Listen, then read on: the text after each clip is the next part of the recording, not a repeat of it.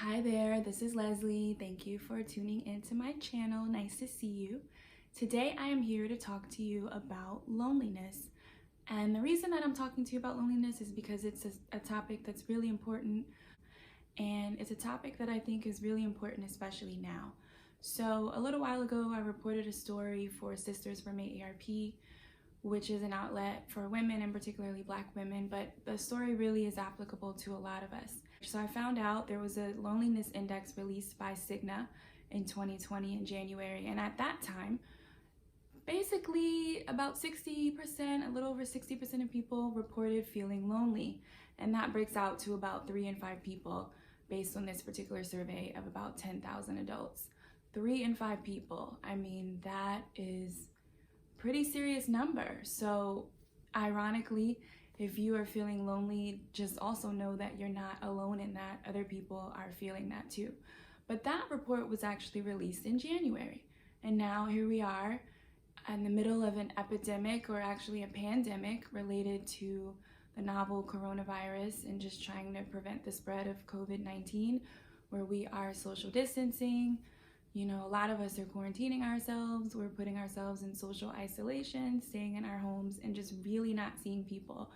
And so I thought this would be a really good time to talk about loneliness and to talk about what it means and how we can deal with it, especially during these times. So I'm going to adapt some of the advice that I shared in the story, because I think things are a little bit more serious, or actually a lot more serious than they were at that time.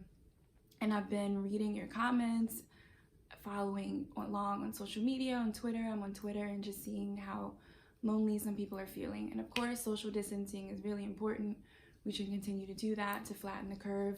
It's something that is absolutely necessary to protect ourselves and those around us. But you know, we're human, and so we can feel certain feelings if we're used to seeing people and we're not anymore. Or even, you know, before that, as I mentioned, 3 in 5 people were feeling lonely as of this January 2020 survey. Of course, we could maybe be feeling it a little bit more now. So I'm just going to talk a little bit about loneliness really quickly, just to define it for you. Loneliness is a feeling of isolation, and loneliness is really different than being alone. Those are two different words. So you can be alone. I'm alone recording this video. You can be perfectly fine, perfectly happy. Introverts might understand this really well. You can be fine alone. You can be fulfilled. Loneliness, however, when you're feeling isolated, you're feeling a lack of connection, and that is something that's really different. And you can actually feel lonely when you're with other people. You could be sitting at a dinner table in your household. Let's say you have kids. If you're in a relationship, you could be with other people and still feel very isolated in the moment. You could be talking to friends on the phone and still feel like you're not really being seen, or you're not really connecting, like they don't really get you, whatever. And that's loneliness, and that can happen whether you're alone or with others. So I just want to make that distinction, because it is very possible to be alone and to be fine, right? Like, I've spent a lot of my time, I've traveled alone, loved it, was perfectly happy, and then I've also felt loneliness even maybe around other people. I remember being somewhere once where it was a weird environment for me, and a lot of people were around, and I wanted to be there, but then it just felt really, really strange. And so, you know, I've experienced both, and so I understand it from that perspective. So as I'm reporting this, I just wanted to make that distinction for people.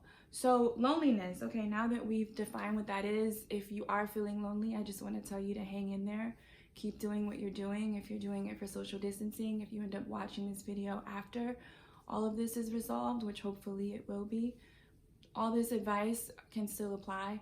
But I just wanted to share some tips, particularly for people who have been feeling lonely. And like I said, I'm adapting it a little bit. So the first tip I want to give you is to just get real about how you're feeling. That is super important. So if you are feeling a little bit off, maybe you're not sleeping well, maybe you feel anxious, I don't know, maybe it's even manifesting physically. Maybe you're having tummy issues, or you're having headaches and you're just not really sure why. Really look at why you're feeling stressed, why you're feeling isolated, and really get real with yourself. If you feel disconnected, if you feel like you're missing out on things, be honest with yourself, right? Because you can't fix a problem if you're not honest about it. And so the first piece of advice is to really get real and to be able to admit it to yourself. That is very important. The second tip that I'm going to share, and I'm going to try to keep this video pretty short, but I just want it to be helpful to you. The second tip is to reach out to other people. Now, in the story, I think I had talked about you can call people, maybe you can see people. Of course, when we are cleared to do that, please feel free to do that. But at this point, we're social distancing. We're supposed to be staying 6 feet apart and not really mixing, not really going out a lot. So you want to reach out to people in other ways. That could be a text message. Of course, you know, I know a lot of people don't make phone calls, but this is really the time where you might want to think about it, especially a voice call or a FaceTime call if you don't have an iPhone.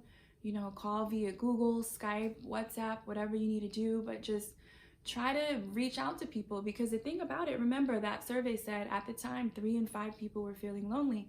So you gotta guess you're not the only one feeling this way, and so someone else might need you to reach out to them. Someone else might appreciate it. So reaching out doesn't just help you, it can help someone else. And it doesn't have to be like anything super major. It could just be like, hey Leslie, what's going on? Just wanted to check on you, how you doing? That kind of thing.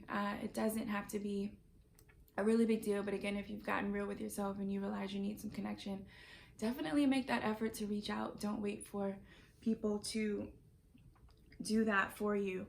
The third tip I want to talk to you about is quality relationships. Really look at the quality of what you're doing, whether you are alone or with other people. Look at whether what you're doing is making you feel happy. Look at whether what you're doing is making you feel connected. Look at the kind of conversations you're having. If you're spending a lot of your time talking about superficial things and that's cool for you, cool. But if you're the kind of person who needs a deeper connection, and I would guess that you might be, really look at why you might be lacking that. Are you being vulnerable enough? Are you opening yourself up to opportunities with people that you trust? Are you holding back? Are you really letting yourself be real? You know, really look at the kind of connections you're making. And if you're feeling lonely, it's okay. With someone that you trust, make it someone that you trust, someone that you feel good around. It's okay to say, hey, I'm feeling lonely. You know, I just wanted to tell somebody, and let them help you. That is totally fine. So look at the quality of your relationships. I'm looking because I had some little notes that I wanted to reference. I didn't want to forget anything. Also look at your social media use. Now, on one hand, while we're all social distancing, again, like I said, if you watch this afterward, hopefully everything will be fine. I think it will be okay. But, you know, at this point, social media can be helpful in that we're able to connect with people all around the world. I've seen people, you know, who have messaged me from all over the place. There are people in Spain that I follow, and I know that things are really not too great there right now. Things are very hard all around the world, but just we're able to connect with people all over the world, which is amazing.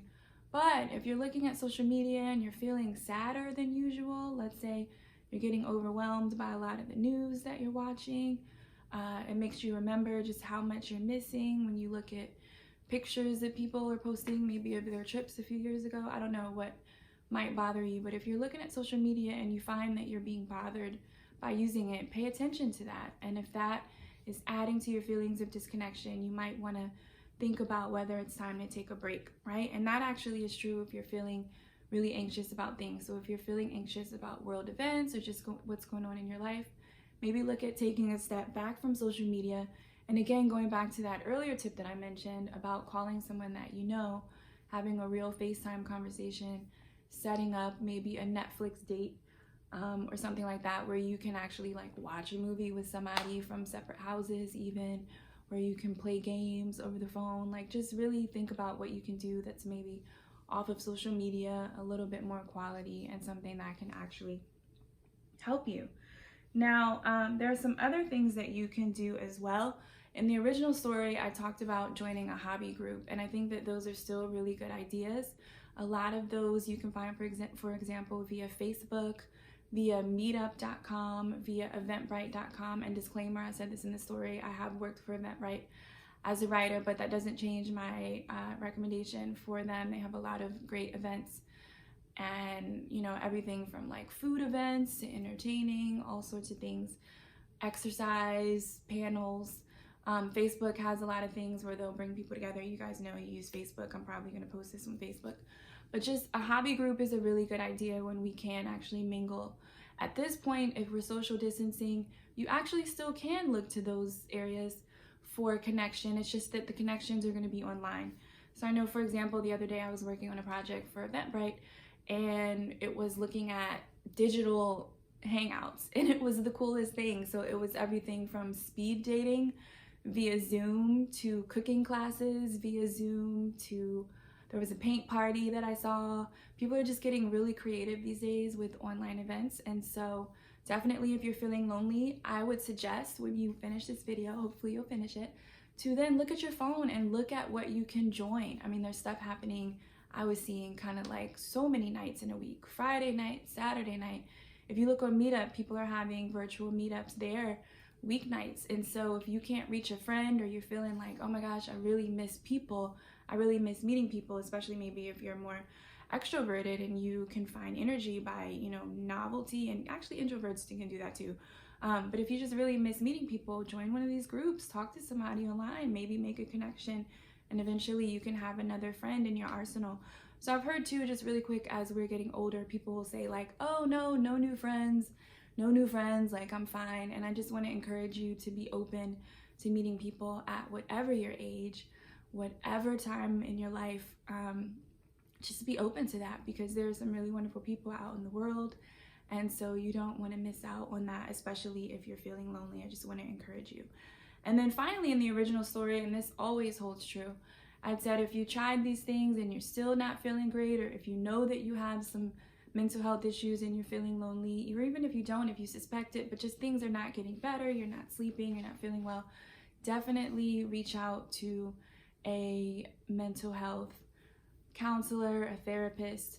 I know, again, if you're watching this video and we're in the pandemic situation, a lot of doctors have canceled visits. Obviously, they're trying to keep things to emergencies, and that makes sense. When things get back to normal, again, remember this piece of advice: reach out to a therapist. And also, if you're struggling, you know, you can make some phone calls, right? So some therapists will offer telehealth services, so you can log on to some of those programs and see if you can connect with people. Some of them will even text you. And I'm not necessarily, you know, giving you medical advice. Actually, I'm not at all giving you medical advice, because I don't do that. I'm not a healthcare provider. I'm not a therapist. I'm just a writer who writes a lot about health and personal finance and lifestyle. And I've been doing that for over a decade. So I've done a lot of research on this, but I'm not at all a provider. But that said, you know, even if you can get some emails going with a therapist, some text messages, if you can get a virtual appointment, those things, people will report anecdotally that those things can be helpful, and therapists have all kinds of expertise. There shouldn't be any stigma. Hopefully, if you're worried about it or concerned, like, just know that the same way you would go to a doctor if you thought you sprained your ankle, it's no different. If you're having some mental health issues and feeling really lonely, it's absolutely okay to get help with that. That's what professionals are for. So thank you for staying with me. Those are my tips for loneliness. I know that it can be hard. Like I said, I have felt it myself. I am not superhuman, but I also know that this research, you know, doing what I do is super helpful. These are really solid tips. If you haven't done anything also, oh, there was one thing I wanted to say. So in the original story, we talked about also, or I talked about volunteering, and how volunteering can be helpful if you're lonely, because you actually can have some good, you know, mental health and even possibly some good health outcomes from volunteering a couple hours a week. We're in a situation where it's difficult to volunteer in person, but look, you know, there are people who need help right now, right? There are people who are struggling. And so if there's anything you can do, even virtually, like maybe, I don't know, if you're a writer or a graphic designer, maybe there's someone who could use your services in your neighborhood. If you've ever heard someone's doing a newsletter or something like that, you can do that from home right now. You know, when we are able to go back out, volunteering with animals is something that people do, but really helping other people can actually help you.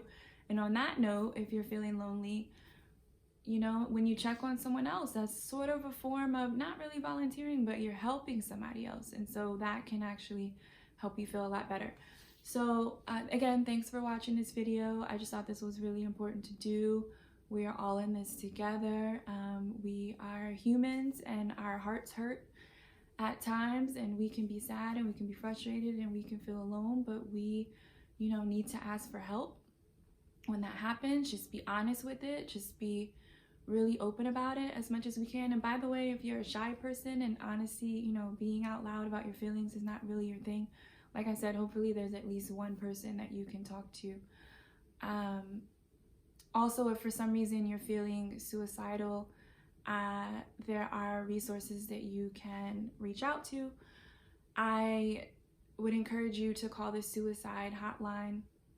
I think that is 1-800-273-TALK. I'll look that up and put that in the comments. But I would encourage you to reach out to that hotline if things are getting really bad, and again, to call your provider, or again, reach out to a therapist if things are very serious, because we want you to be here.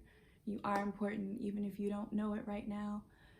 You know, this will pass. You are valuable, you are special, and again, we want you to be here with us. So I know that was super serious, but very important. I will put the prevention hotline, like I said, in the description. Thank you for tuning in. Feel free to leave me any comments, ask me any questions about these tips, and I will try to keep these videos going. Until then, you've got some tips for loneliness. Stay safe, stay cozy, take care, and I will talk to you soon. Okay, bye.